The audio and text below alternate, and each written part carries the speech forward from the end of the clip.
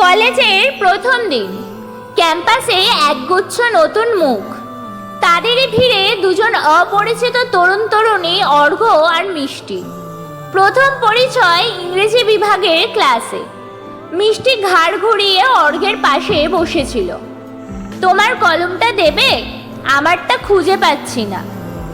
অর্ঘ্য এক বাক্যে তার নতুন কিনে আনা নীলকালি কলমটা এগিয়ে দেয় মিষ্টির দিকে। সেই ছোট্ট বিনিময়ে শুরু হয় এক অদৃশ্য বন্ধনের সূচনা। দিন পেরোয়, সপ্তাহ গড়ায়, বন্ধুত্ব গভীর হয়। ক্লাসের গ্যাং হয়ে ওঠে, ক্যান্টিনে চা ভাগাভাগি, লাইব্রেরিতে একসঙ্গে পড়ার, অবসরে ক্যাম্পাসের বটগাছের নিচে বসে গল্প। সব কিছুতেই অর্ঘ্য আর মিষ্টি ছিল অবিচ্ছেদ্য। তবে বন্ধুত্বের মাঝেও কোথাও যেন এক অদৃশ্য রেখা, যেটা কেউ পেরোয়নি। চোখে চোখে খেলা, কথা না বলেও অনেক কথা বলা। এসবের মাঝেও কেউ কাউকে নিজের অনুভবের কথা বলেনি, কারণ ভয়। না শুনলে যদি বন্ধুত্বটাই হারিয়ে যায়, সেই ভয় দুজনের মাঝখানে দেয়াল হয়ে দাঁড়িয়েছিল। অর্ঘ্য মাঝে মাঝে ইচ্ছে করত বলে ফেলে, মিষ্টি, আমি তোমাকে ভালোবাসি, কিন্তু গলার স্বর আটকে যেত ঠোঁটের আগেই। ফাইনাল ইয়ারের শেষ দিকে অর্ঘ্য একদিন ঠিক করলো, আর নয়, এবার বলতেই হবে। সারা রাত সে ঘুমাতে পারেনি। পরের দিন বিকেলে মিষ্টিকে ফোন করলো, আজকে কলেজের সামনের রাস্তায় একটু আসবি? একটা জরুরি কথা বলার আছে। আচ্ছা ঠিক আছে, দেরি হবে, দাঁড়া। এই বলে মিষ্টি ফোনটা কেটে দিল। অর্ঘ্যর মনে আজ এক অদ্ভুত রোমাঞ্চ। একদিকে উত্তেজনা, অন্যদিকে ভয়, যদি মিষ্টি না বলে। কিন্তু ভালোবাসা তো সাহসী হয়। সে একটা সাদা শার্ট পরে, হাতে গোলাপ নিয়ে নির্দিষ্ট জায়গায় গিয়ে দাঁড়ায়। সন্ধ্যার আলো তখন নেমে এসেছিল। হালকা ঠান্ডা হাওয়া, আকাশে মেঘের চলাফেরা। অর্ঘ্য চোখ বন্ধ করে মিষ্টির মুখ ভাবছিল। তখনই একটা হর্ন, একটা চিৎকার, একটা বিকট আওয়াজ। অর্ঘ্য চোখ খুলে দেখে একদল মানুষ রাস্তার একপাশে ভিড় করে দাঁড়িয়ে আছে। সে দৌড়ে যায়। রাস্তায় পড়ে আছে মিষ্টি, রক্তে ভেজা কাপড়, ছড়িয়ে থাকা ব্যাগ, নিথর দেহ। মিষ্টি তখনও পুরোপুরি মরেনি। চোখটা আধ খোলা, ঠোঁটের কোণে ব্যথা, কিন্তু কেমন এক চেনা শান্তি। অর্ঘ্য মিষ্টির মাথাটা তার কোলে নিয়ে বসল। মিষ্টি ধীরে ধীরে ফিসফিস করে অর্ঘ্যকে বলল, অর্ঘ্য, আমি তোমাকে ভালোবাসি। তারপর নিঃশ্বাস বন্ধ। অর্ঘ্যের মুখে কোনো শব্দ নেই। সে শুধু দাঁড়িয়ে থাকে। হাতে গোলাপের পাপড়িগুলো বাতাসে উড়ে যায়। তারপর সময় চলে যায়। লোকজন ব্যস্ত হয়ে পড়ে নিজেদের জীবনে।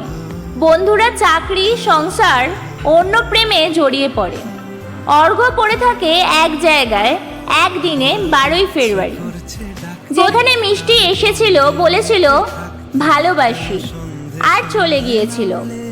অর্ঘ্যর বিশ্বাস মিষ্টি আসে, হয়তো অন্য রূপে, হয়তো হাওয়ার মাঝে, হয়তো ছায়া হয়ে। 7 বছর পরে 3:07। অর্ঘ্য রাস্তায় দাঁড়িয়ে। লাল গোলাপটা আজও নতুন, কিন্তু তার চোখে সেই পুরনো শূন্যতা। হঠাৎ হাওয়ার ধাক্কায় তার চোখ বন্ধ হয়ে যায়।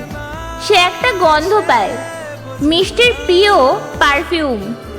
চোখ খুলতেই দেখে তার সামনে দাঁড়িয়ে মিষ্টি। সাদা পোশাক, মুখে হালকা হাসি, চোখে নরম আলো। অর্ঘ্য, তার ঠোঁট নড়ে। অর্ঘ্য কাঁপতে কাঁপতে বলে, তুই? মিষ্টি? মিষ্টি মাথা নাড়ে। আমি এসেছি, তুই তো ডাকিস প্রতি বছর, আমি না এসে পারি? তুই কোথায় ছিলি এতদিন? অর্ঘ্যর গলা ধরে আসে।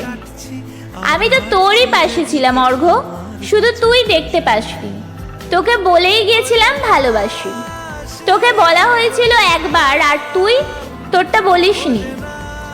অর্ঘ্য চোখ মুছে বলে, আমি তোকে বলতে পারিনি মিষ্টি, আমি তোকে আজও ভালোবাসি, সেই একইভাবে, ওই বিকালের মতো করেই।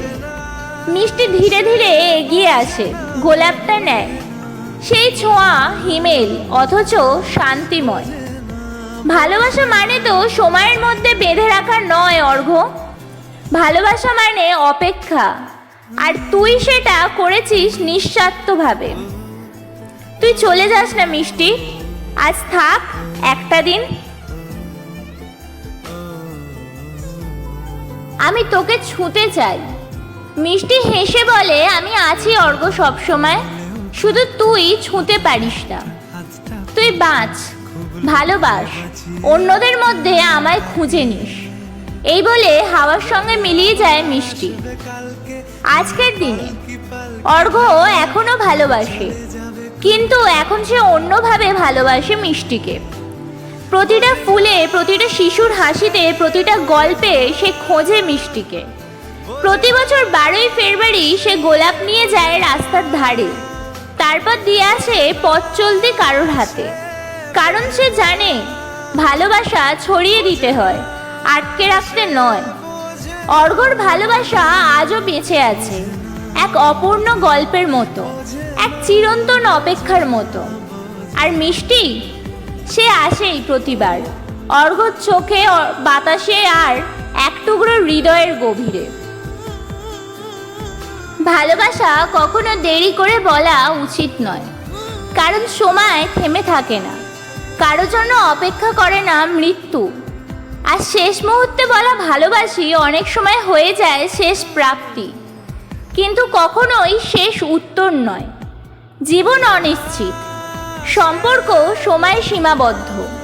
যাকে ভালোবাসো আজই বলো, হয়তো কাল সময় থাকবে না, সুযোগ থাকবে না, বা মানুষটাই থাকবে না।